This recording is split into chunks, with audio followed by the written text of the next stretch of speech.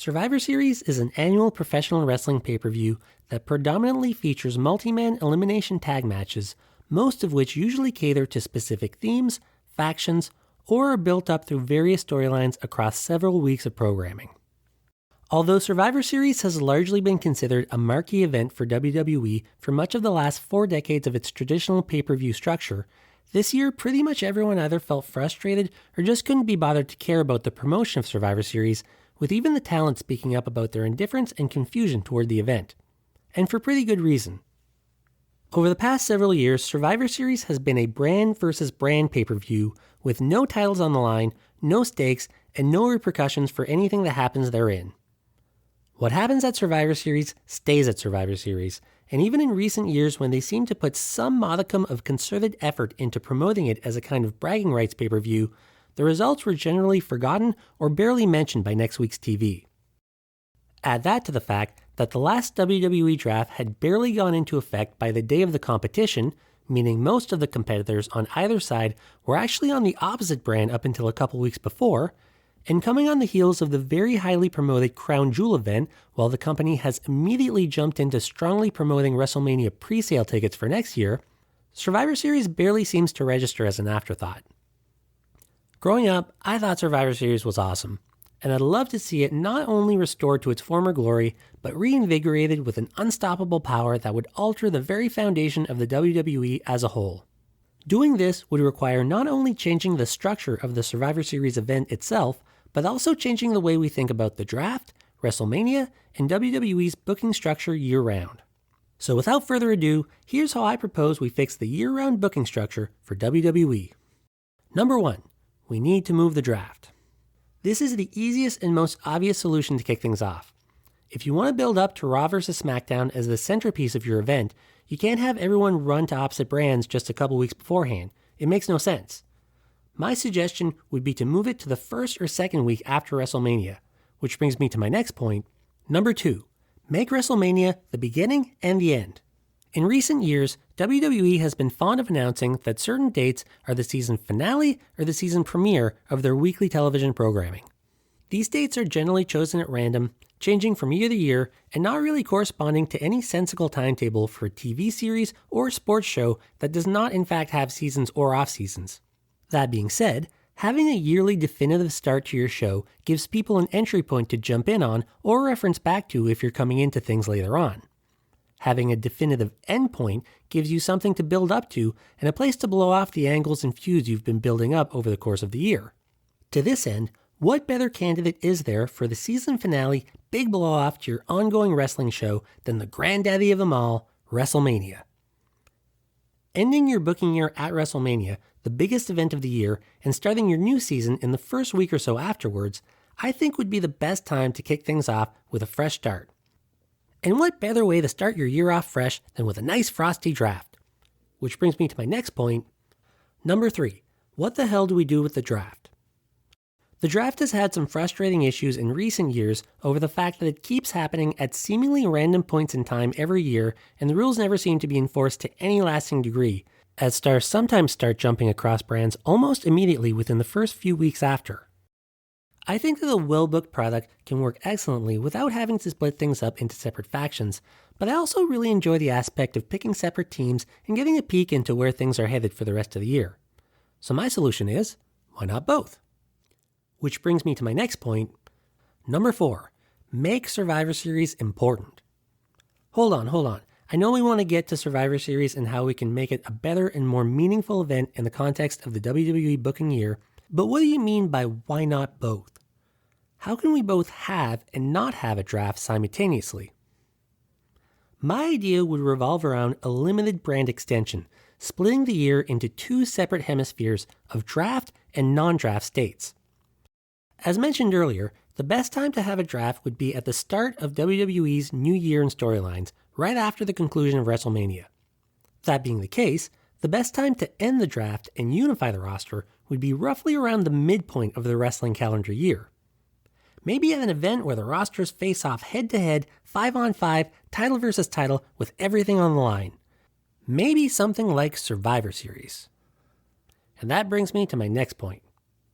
Number 5, Survivor Series, winner take all. If you want to make Survivor Series feel important, you need to make it important. You need to have stakes, there need to be big things on the line, and maybe even some major repercussions to losing.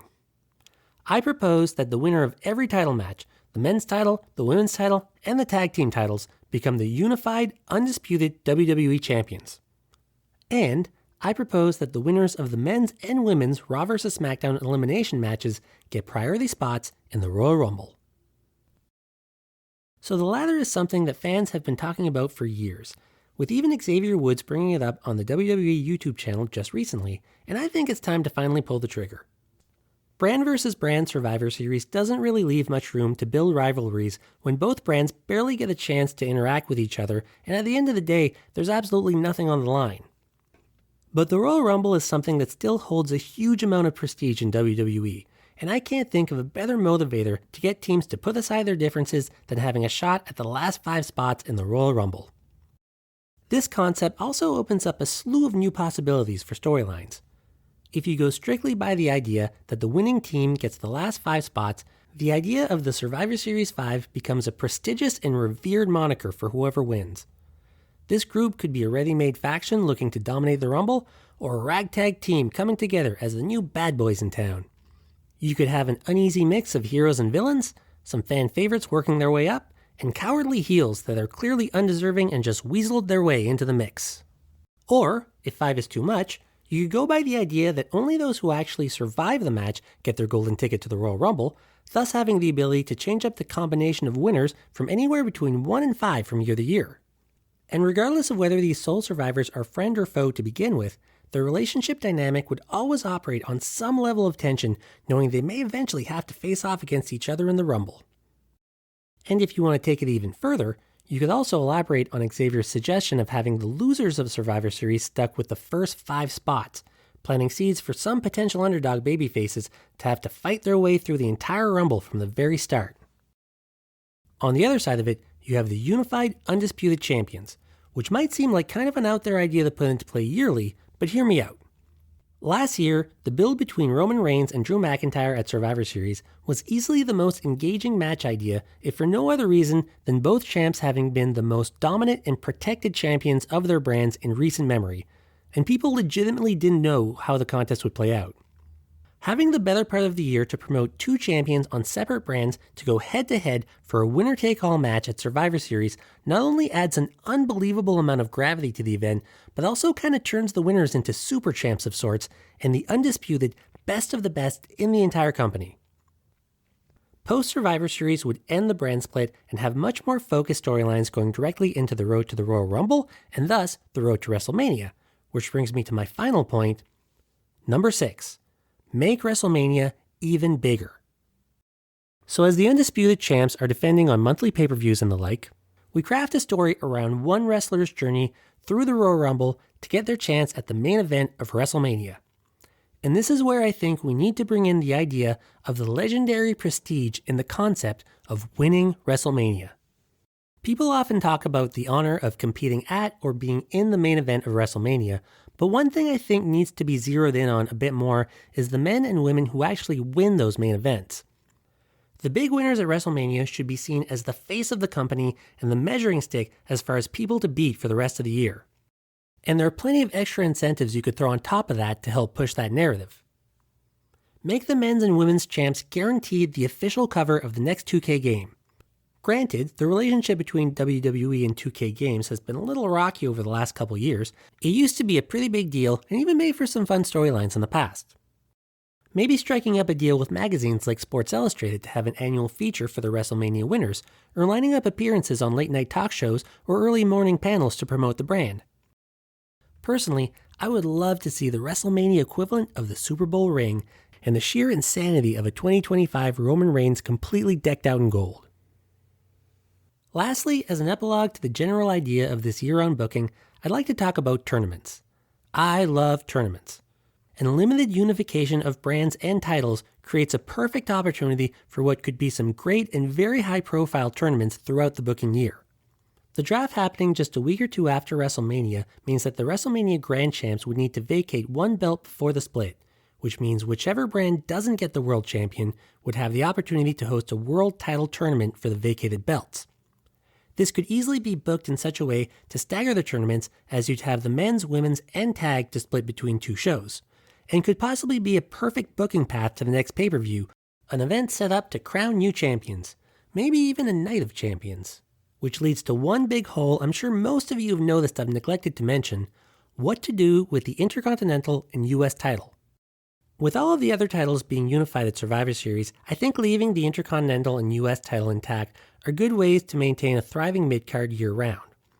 I still agree with the idea of pitting the IC and the US champions against each other at Survivor Series, but in this instance, with more immediate consequences, as the winner of the bout, proving themselves the best of the 2 champions, would earn a shot at the newly crowned unified undisputed champ, whereas the loser would have to vacate his title, leading into another tournament post-Survivor Series for the vacated IC or US strap. So, in summary, start your draft right after WrestleMania with some sweet world title tournaments. Work your way to winner-take-all Survivor Series with undisputed 2-belt champs and a newly unified roster. Make your sole survivors the stars of the Royal Rumble. And blow it all off at the star-making WrestleMania. Will this fix all of WWE's current booking problems and make it the best dang wrestling show on television once again? No. But I think regardless of which direction creative goes over the coming years of NXT 2.0 and Waiting for the Rock, creating some new guidelines to get viewers invested with built-in pathways through different levels of tournaments and high-stakes competition leading to clear and defined endpoints might be a good way to keep crowds engaged and maybe even reinvigorate a fan base that's been drifting off as of late. So those are my thoughts on Survivor Series, the draft, and the booking of WWE. I want to give a big thanks to all of you who've survived through this video. If you like this video and want to see more, please consider donating to our Patreon to help make more possible. And like, subscribe, and share it to your friends who you think might like it. Thanks again for watching.